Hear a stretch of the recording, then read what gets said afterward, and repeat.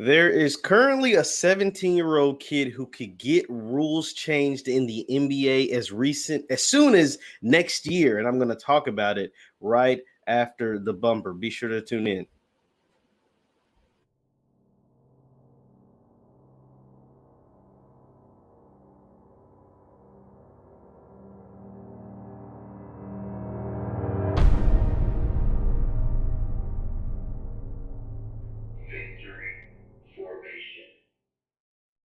What's good people? Jeff Lighty Jr. here with the Black Boss channel and Victory Formation. Be sure to hit the thumbs up button, like, share, subscribe, and the notification bell because we upload every single day. Now, there is a guy by the name of Imani Bates. He is a 17-year-old, and he could change basketball as far as the NBA and revert back to some of the stuff we used to see as soon as next year. Now, Imani Bates, like I said, is a 17-year-old, and he's the best high school basketball prospect since LeBron James. And this is not me exaggerating. This is legit.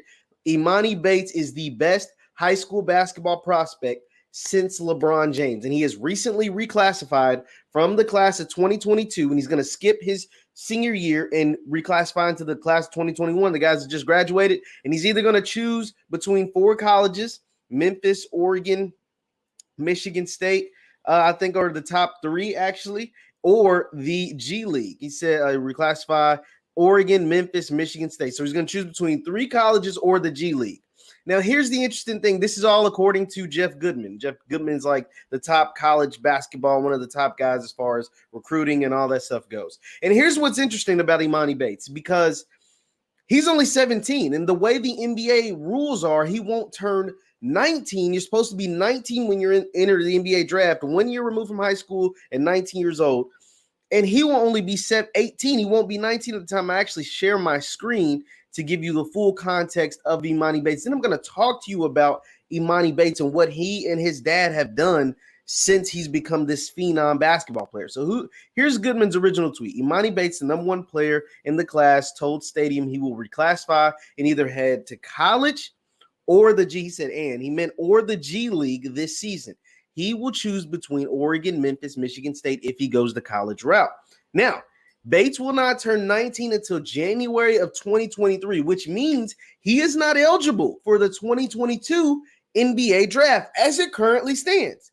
Bates told me he will either take this year by year and reevaluate after this season whether he goes, but wherever he goes.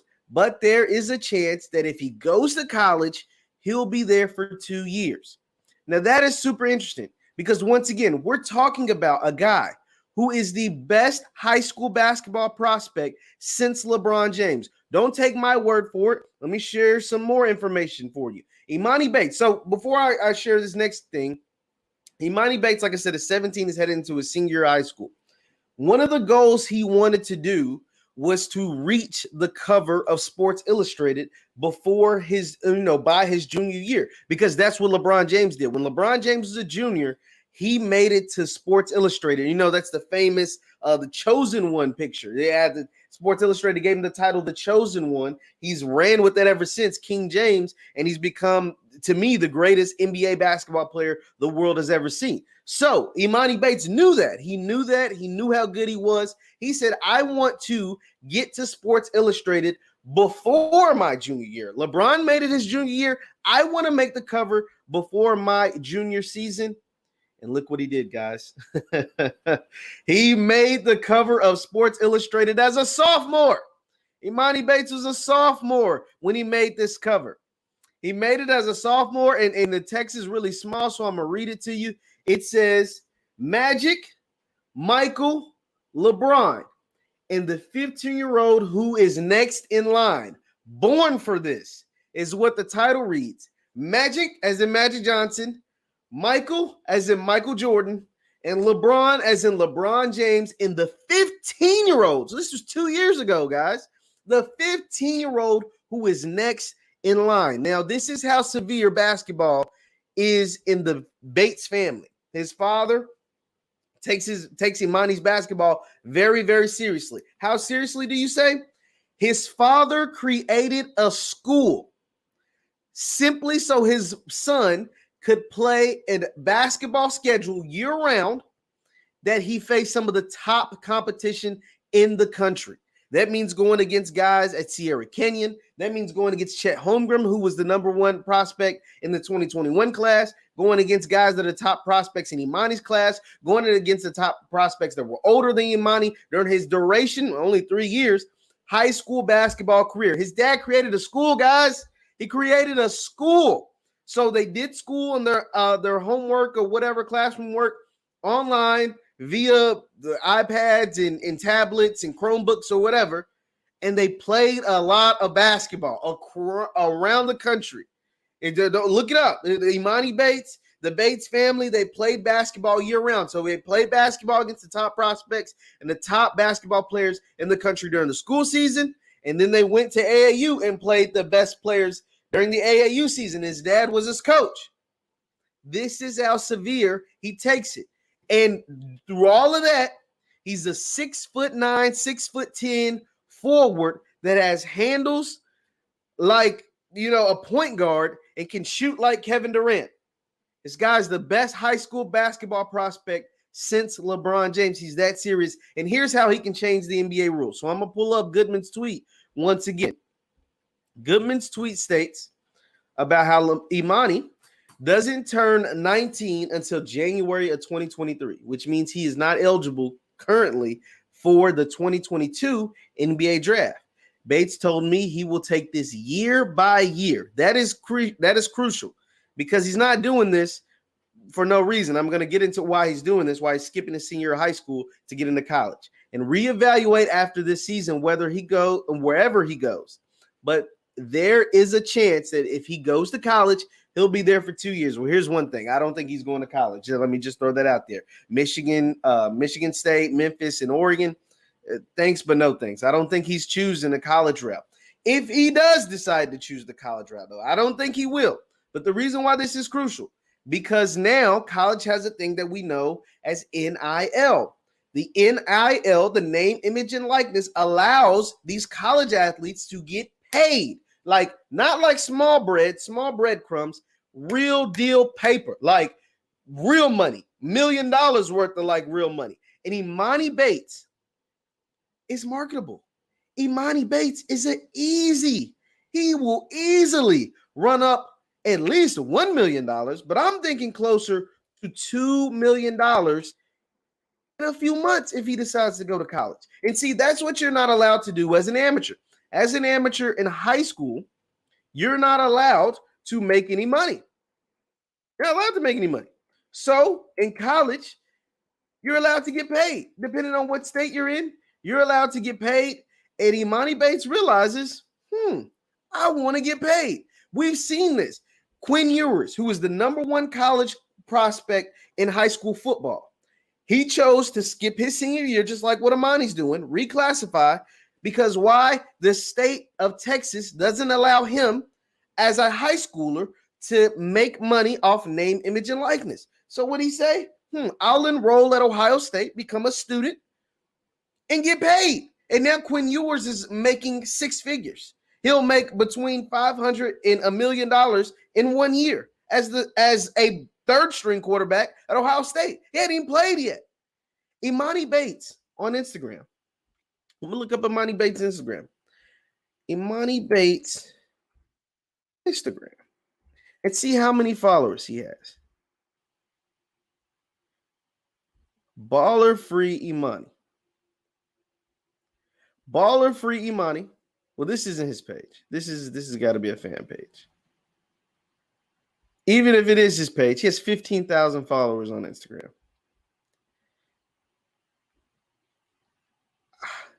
15,000 followers can get you some bread. He has 25,000 on Twitter. I think he has more than this. I think he recently shut down his Instagram. His real Instagram was actually closer to 1 million followers. He had like roughly 1 million followers on Instagram, maybe more.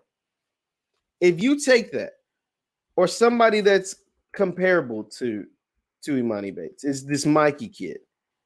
The Mikey Williams has 3.2 million followers on Instagram. Imani Bates had somewhere close to that. So we're talking about high schoolers that have millions of followers on Instagram. Millions of followers leads to direct cash payments. Why? Because the advertisers see this big number, 3.2 million followers, see the blue check, see all of the likes, 500,000 views, 550,000, 60,000 likes, 690,000 likes. That means that many people view your content. That means that many people find you interesting enough to keep up with a 16-year-old, a 15-year-old, a 17-year-old. And so if you can get that many people keeping up with you, then that means you can sell different things, whether it's merchandise, whether it's different products. You can sell products. You're getting 600,000, 700,000 likes, 500, 600,000 views, 400, 500,000 likes, 630,000, 542,000, 348,000. You're taking pictures and pulled up with LeBron James and Kevin Durant and all the other top high school basketball players. So advertisers see dollar signs, and you can make millions of dollars before ever becoming a professional. So Imani Bates is seeing that, and even if he has to do college for multiple years, he's like, man, I can run up a bag while in college, which I can't do while I'm in high school. I can't do that while I'm in high school, but I can do it while I'm in college. And here's the thing. Here's why I say the NBA could potentially change the rules. Because what sense would it make if Imani Bates decides, because I don't think he's going to college, I think he's going to go the G League route, right? And the G League are paying guys $500,000 a pop just to come be a G League player. That's what Jalen Green got. That's what Kuminga got, and they ended up being top 10 picks. Kuminga went 7 to the Warriors. Jalen Green went number 2 to the Houston Rockets. Imani Bates will be the number 1 player in whatever draft he comes out in. So you go to the G League, you know it helps your stock more than hurts your stock, right? Jalen Green was a top player in his class, and guess what? Oh, he's the number 2 player in his class. He ends up being the number 2 draft pick behind the number 1 player that was in his class, which is Cade Cunningham. So it didn't hurt his stock. We've seen plenty of examples now. LaMelo Ball didn't play college basketball, didn't hurt his stock. Jalen Green didn't play college basketball, didn't hurt his stock. Jonathan Kuminga didn't play college basketball. They actually went to the G League. It didn't hurt their stock. It actually probably even helped it if it did anything. And so you go to the G League. You play your year in the G League. You mean to tell me the NBA is going to stop that man from coming into their league? We've seen enough. We don't need to see. He's going to go to the G League. He's going to average close to 20 points per game. Why in the hell would you keep him from joining the league? Because he's 18 and not 19? That doesn't make any sense. He will be 1 year removed from high school, technically. There's no way. So I think some sort of move is going to be made here after 1 year in the G League, and Imani Bates will be eligible for the 2022 draft.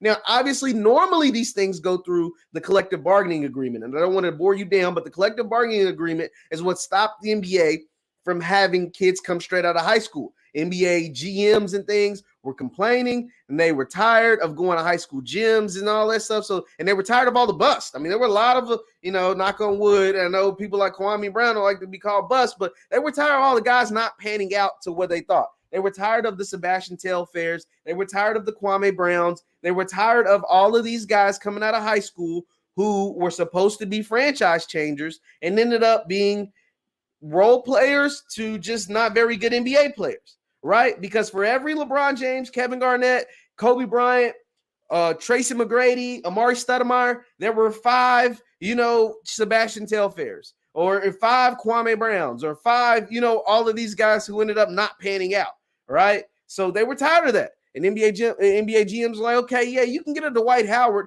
but you can also get, these other guys. So we don't want to do that. We're going to make it to where you have to go to college.